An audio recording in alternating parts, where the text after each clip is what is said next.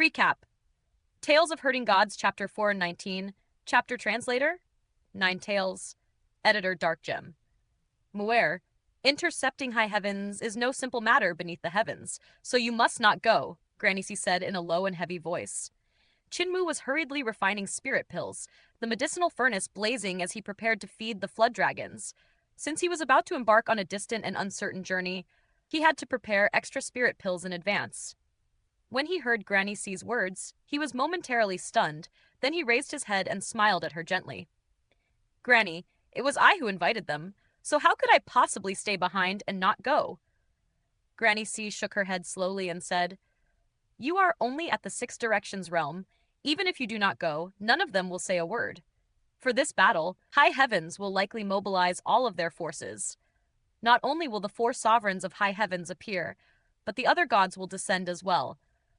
If we are defeated, then return to Great Ruins and never step out again. Chinmu's expression dimmed slightly. Just as he was about to speak, Village Chief's voice drifted over from the distance like a carefree breeze. Old woman C, don't worry about him. Let him follow. Granny.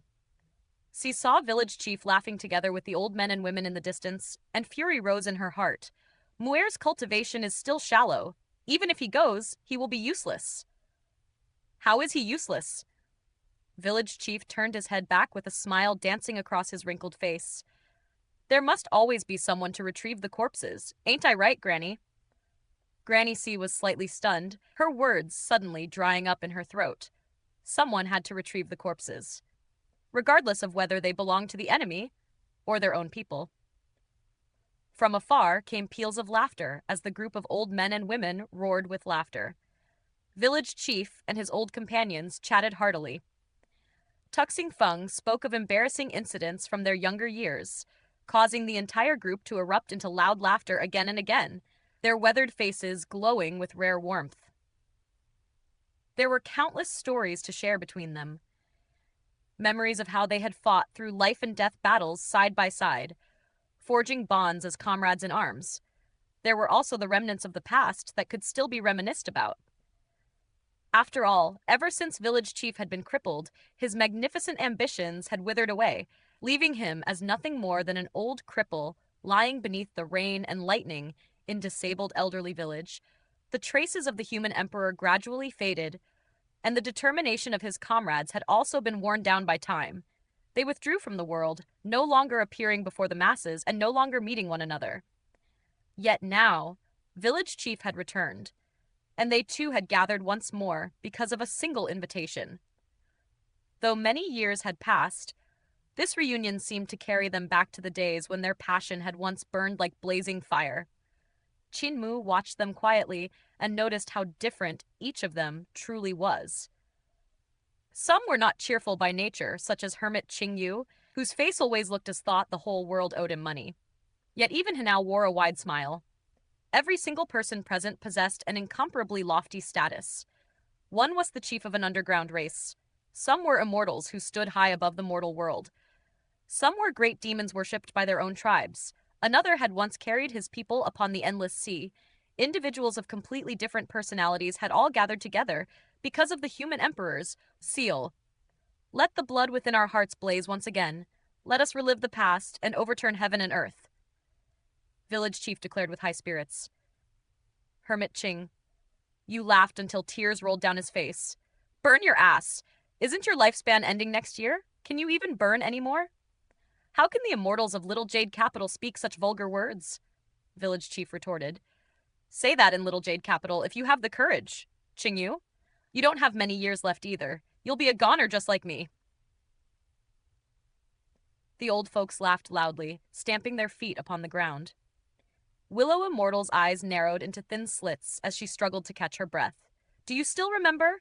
Whenever we spoke of fighting, little Qingzi would always run the fastest, but not to fight. He ran to hide. You weren't any better than me. You always rolled yourself into a ball. The laughter grew even louder as the old people teased one another mercilessly. Little Qingzi even liked Fairy Shuiqi. He chased after her with everything he had. That's right. That's right. I remember it too. This fellow's face was thicker than city walls. Pa! When Fairy Shuchi died in battle that day, little Qingzi cried as though he were made entirely of tears. No one laughed after those words were spoken. Suddenly, Hermit Qing Yu burst into loud sobs. Tuxing Feng, who had made the atmosphere incomparably awkward, scratched his tangled hair and sighed. I remember Taoist Lu Feng. Our relationship was close, and he died for me, blocking a sure kill strike meant for me. The crowd fell silent. After a moment, they began laughing and chatting again as if nothing had happened, and the awkwardness from before gradually faded away. Qin Mu shook his head and executed the secrets of dragon control. The flood dragons roared as they transformed into enormous behemoths stretching for several miles in length, and everyone climbed onto their backs. The manor was left empty behind them. They rode the dragons toward the direction of great ruins. Upon the dragon's back, Butcher tossed jars of wine into the air, and the powerful practitioners of the past generations caught them and drank to their heart's content. Laughter echoed from time to time as Butcher raised his wine jar high above his head and roared with laughter. Drink 300 cupfuls of wine in glee! On another dragon's back, Cripple cried in a messy manner. I ain't a hero like all of you, just a small-time thief. So why am I acting like a hero together with you fellows? Old Rulai looked toward Old Ma and said quietly, Great Thunderclap Monastery still needs you. Go back. I alone will be enough. You are Rulai, and I am also Rulai. You understand my thoughts, Old Ma replied calmly. Old Rulai was slightly stunned. If neither you nor I return, what will happen to Great Thunderclap Monastery? What will become of Buddhism? Old Ma pressed his palms together. Upon his face appeared 20 kinds of enlightenment. Live up to Buddhism, and it will never fail you. Old Rulai instantly understood his meaning. Excellent. Whether there is a Rulai or not, the Dharma will always exist. It does not exist because of Rulai, nor will it perish because of Rulai. If they comprehend it, they will become Rulai. If they do not, they are merely false monks. Qinmu rode another dragon beside Village Chief, unable to stop glancing at him again and again. At last he could no longer hold back. Village Chief, has your divine bridge been repaired? Village Chief's wrinkled face revealed a faint smile. How could such a thing be easy? Repairing a divine bridge requires 3 steps, and each step is more difficult than the last. The first step is the secrets of Magpie Bridge. The second step is the secrets of Mysterious Guide. The third step is the secrets of Divine Crossing. I have only cultivated to the secrets of Mysterious Guide, and that is already considered quite fast. Qing Yu, has your divine bridge been repaired? Hermit Qing Yu shook his head. I'm still at the secrets of Mysterious Guide. Village Chief burst into triumphant laughter and teased him mercilessly. You might die while trying to intercept high heavens this time. You old bastard, all you know how to do is curse me. Hermit Qing Yu scolded. Village Chief laughed heartily. Heavenly Devil Patriarch, that old youngster, is still rushing here. Everyone burst into laughter again, and the atmosphere became extremely joyful. The sun gradually sank in the western sky, and the heavens slowly darkened. Within high heavens, an obscure and strange voice descended from the sky above a sacrificial altar. It was the language of the gods, its tone and modulation sounding unlike anything a human throat could produce. Star Sovereign Qiao, Flower Sovereign, and Star Sovereign Yan listened respectfully. When the divine speech ended, the 3 sovereigns stepped back several paces and spoke in unison with utmost respect. As you command. The sacrificial altar returned to complete stillness. The 3 sovereigns beneath the altar wore solemn expressions. After a moment, Star Sovereign Yan finally could not resist speaking. Are we truly going to do this? If we do, not many people across the entire Eternal Peace Empire will survive. We have no choice. Star Sovereign Qiao replied with a grave voice. The Eternal Peace Empire is rapidly developing. Emperor Yanfeng has already forged a divine weapon capable of killing a Jade Sovereign. The change of the human emperor, the change of law, and the change of path have enraged those above. If we refuse to act, we ourselves will not survive. Compared to those lowly life forms in the mortal world, our lives are far more important. But those are countless lives, Flower Sovereign murmured. There is no need to speak further. Star Sovereign Qiao raised his hand, his voice utterly devoid of emotion. We only need to fulfill our responsibilities. Do not question whether it is right or wrong. Wake the gods of high heavens. There will be a battle. Star Sovereign Yan and Flower Sovereign's expressions darkened. Star Sovereign Yan walked to the bugle horn beside the sacrificial altar and blew into it. Instantly, a deep and prolonged sound spread across the vast expanse of high heavens. Do! Within high heavens, majestic mountains towered high, and countless strange beasts roamed among them. Yet the most striking sights were the enormous sculptures scattered throughout the mountains. They depicted gods in countless bizarre and wondrous forms. When the bugle horn echoed, cracks suddenly appeared across the surfaces of the statues. The stone rapidly transformed. Some parts became dried skin that peeled away, while other portions turned into living flesh and blood. Suddenly, a stone statue that had been half kneeling and half bent forward slammed its fists upon the ground as it rose to its feet. Immediately afterward, every stone statue scattered throughout the mountains began to awaken. Their eyes opened, and divine light burst forth from them. Shooting across the horizon, Star Sovereign Qiao's gaze flashed like lightning as he swept his eyes across the surroundings before shouting, "Receiving official! Lay the bridge!" High above high heavens, a dazzling golden bridge suddenly appeared. The receiving god official stood upright upon it, rotating a golden compass before him which shone brighter and brighter.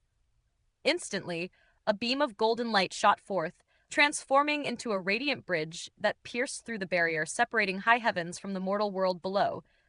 The corners of Star Sovereign Qiao's eyes twitched as he suddenly gritted his teeth. "All gods heed my command. Descend to the world of mortals." The gods rose into the air, transforming into streaks of brilliant light as they followed the bridge of radiance out of high heavens. In an instant, above West Earth, countless radiant streaks shot across the sky like falling stars. It was deep night.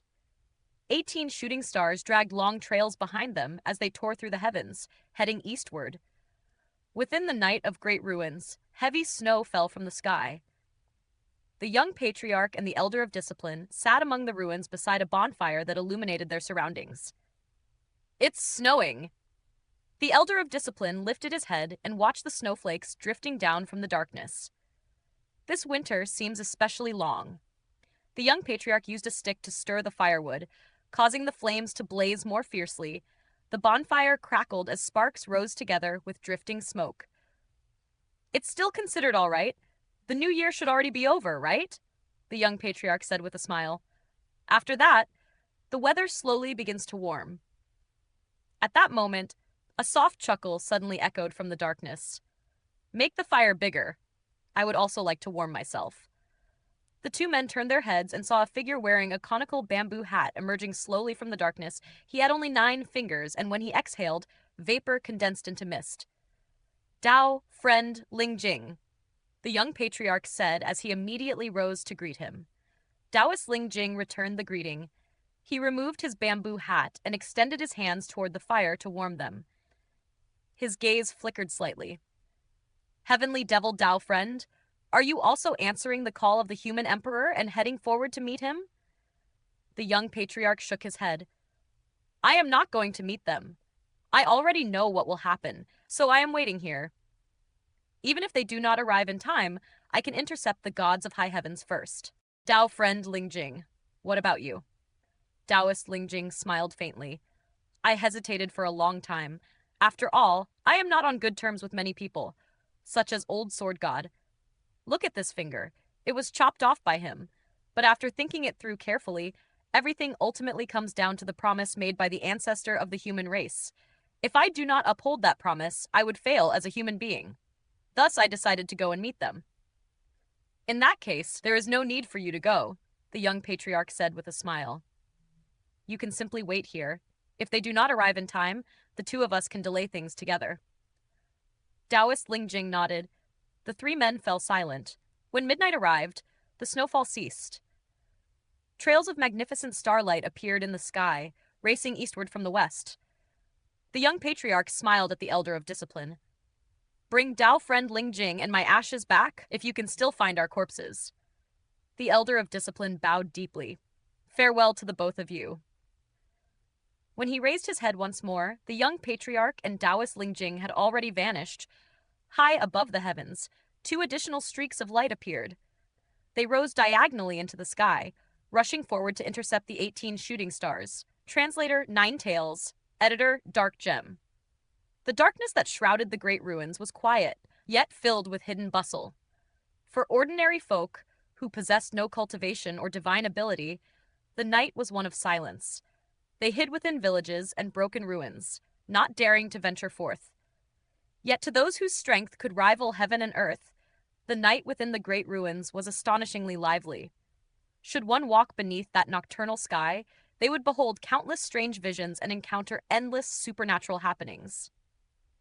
If fate favored them, they might even step into wondrous realms beyond imagination.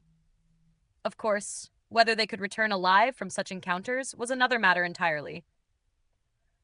The night in the great ruins possessed an eerie and captivating beauty. A snowstorm had only just subsided, and thick clusters of snow clung to the branches of the ancient trees. When stray beams of light touched those frozen clumps, they gleamed brilliantly, as though the entire wilderness had been draped in robes of shimmering silver. All of a sudden, the heavens blazed with dazzling brightness, and countless living beings across the great ruins lifted their heads toward the sky. The boundless darkness was suddenly pierced by countless streaks of color. Yet these lights were not born of natural phenomena. They were the violent detonations of magnificent divine arts, each explosion blossoming into spheres of radiance that illuminated the heavens and earth. The darkness itself seemed almost tangible, like a vast substance. Whenever brilliant light forced it back, it would surge forward again in waves, flooding the emptied void and reclaiming the sky. The radiance shifting through the heavens grew stranger and stranger. Creatures within the great ruins watched in astonishment as the stars themselves seemed to move, weaving and colliding with one another as though engaged in a celestial battle. The pattern of those stars was extremely peculiar. 18 stars surged ahead in formation, while 2 others trailed behind them. The 18 stars at the forefront rushed forward with great momentum, while the 2 stars pursued them relentlessly, harassing and provoking them. Whenever the 18 stars halted and attempted to encircle their pursuers, the 2 trailing stars would abruptly flee westward. The 18 stars would not chase them far, and the moment their vigilance relaxed, the 2 stars would return to harass them again. Each time the 18 stars launched another pursuit, the 2 stars would escape with all their speed. This exchange repeated itself again and again, forcing the 18 stars to slow their advance and preventing them from unleashing their full speed. Beside a flickering bonfire within a crumbling ruin, the Elder of Discipline lifted his gaze toward the sky. At the sight before him, a faint glimmer of hope stirred within his heart. The heavenly devil patriarch and Taoist Lingjing had no intention of clashing head-on with the gods of high heavens. Their strategy was to delay them. If this stalemate could be maintained, perhaps there would still be a sliver of hope for survival. Suddenly, however, the stars overhead dimmed and vanished from sight. The Elder of Discipline's heart sank. The gods of high heavens had concealed their traces, luring heavenly devil patriarch and Taoist Lingjing into searching for them. The moment they revealed themselves, they would be surrounded. Don't go. The Elder of Discipline's breathing grew ragged as anxiety seized his heart. His hand clutched at his collar as though he were grasping his own pounding heart. His eyes remained locked upon the 2 stars still drifting across the heavens. Don't go close. Don't go close. Quickly run. The 2 stars drifted uncertainly, as though hesitating. Then, in an instant, they too dimmed and vanished from sight. The heavens were swallowed by darkness once more as every presence concealed itself. The corners of the Elder of Discipline's eyes twitched uncontrollably. His heart pounded violently, each beat heavier than the last. Nervousness flooded his entire being. All parties had concealed themselves, fumbling through the darkness in search of one another. This moment was the most perilous of all. Heavenly Devil Patriarch and Taoist Lingjing possessed far fewer choices than their opponents. The gods of high heavens could simply wait, or even withdraw. But Heavenly Devil Patriarch and Taoist Lingjing could not wait for long. They had to ensure that their enemies would not simply depart. At last, a single star flickered into existence. One star shone brightly. In the next instant, the heavens erupted. All manner of strange divine arts exploded outward, drowning that lone star beneath overwhelming radiance. Dragons and phoenixes soared across the firmament. Massive clocks, towering buildings, ancient cauldrons, and towering pagodas of bizarre forms filled the sky, each dazzling the eye. The terrifying power of those divine arts burst forth in full force, lighting up the dark sky once more, with countless hues, and driving away the surrounding darkness in an instant. Within that blazing radiance, 18 towering gods and devils could faintly be seen flying across the heavens. Their expressions were either solemn or vicious. Their limbs were powerful and sturdy, and as the light of the divine arts struck their bodies, runes of countless colors rose and floated around them. The one trapped within the encirclement of their attacks was Taoist Ling Jing. Heavenly Devil Patriarch was nowhere beside him. Taoist Ling Jing is the bait. The Elder of Discipline's heart trembled violently. As the bait, Taoist Ling Jing would surely die. No one could survive the combined assault of 18 gods and devils. Taoist Ling Jing's plan was to sacrifice himself, drawing out the 18 gods of high heavens. Only then would Heavenly Devil Patriarch gain an opportunity to launch a deadly sneak attack. Taoist Ling Jing's cultivation was incomparably profound. In the past, he had stood among the strongest under heaven, even daring to challenge the village chief for the title of the world's #1. Though he had been defeated and lost a finger in that duel, his strength remained unparalleled. Yet when it came to launching a surprise attack, his abilities were limited. The teleportation garments and teleportation flag of the Heavenly Devil cult, however, were perfect tools for such tactics. If someone could lure the 18 gods into revealing themselves, Heavenly Devil Patriarch could strike from the shadows. That single strike would be their only chance to severely injure the gods. Ling Jing, 8 methods. A resounding shout erupted from the heavens, shaking the hearts of those below. Cease to exist from now on. The Elder of Discipline raised his head, gazing toward the sky to witness Taoist Ling Jing's final moment. Although his Ling Jing 8 methods were no weaker than the village chief's famed sword picture, they were utterly useless when faced with the combined might of 18 gods. He merely unleashed the ultimate art he had cultivated all his life. Like an artist, freely splashing ink across a canvas to display his mastery. Like a scholar, pouring every ounce of brilliance into a final essay. He sought only to leave behind his mark upon this world, his shadow upon history. At that very moment, a colossal flag unfurled through the sky. Heavenly Devil Patriarch suddenly appeared behind the ranks of the devil gods, striking them with deadly attacks. The great flag swept across the heavens, and his figure seemed to appear beside every god simultaneously, launching strikes against them all at once. In the blink of an eye, more than 10 gods and devils were wounded. Thunder roared across the heavens. As the explosions of divine arts thundered outward, countless new attacks erupted in rapid succession. The shockwaves from those divine arts caused the air to fluctuate violently, turning scorching hot one moment and freezing cold the next. Hurricanes howled down from the heavens, melting the snow before the cold swiftly returned and froze the land once again. Heavenly Devil Patriarch's teleportation flag was torn to shreds. It was destroyed by the terrifying shockwaves unleashed by the divine arts. Yet the still possessed his teleportation garments. The Elder of Discipline lifted his gaze and saw crimson rain falling from the heavens. At first, it was a light drizzle. Then the rain grew heavier and heavier. One of the 20 stars moving across the sky suddenly dimmed and flickered. In Avilant collision, it was extinguished. The star fell from the heavens. Taoist Ling Jing had died. The Elder of Discipline's face darkened with sorrow. Only Heavenly Devil Patriarch remained, still battling against the gods. Even though he possessed mastery over the 7 writings of creations recorded within the great educational Heavenly Devil scriptures, it would be nearly impossible for him to reverse the outcome of this battle. Within the ruin, the Elder of Discipline lowered his head and no longer looked toward the battle raging in the heavens. Instead, he stared silently into the flames of the bonfire. Without realizing it, he reached for more firewood and tossed it into the blaze. The flames grew taller and fiercer. The heat intensified. Yet he could not feel it at all. Why is this winter so cold? He shivered violently and added more firewood. What's wrong with this fire? No matter how fierce it burns, it's still so cold. Why is it still so cold even after I added so much firewood? Another star dimmed in the sky. Then it suddenly burst forth with radiant brilliance. It was dazzling beyond compare, illuminating the heavens. A marvel of creation. The light and shade it dominates.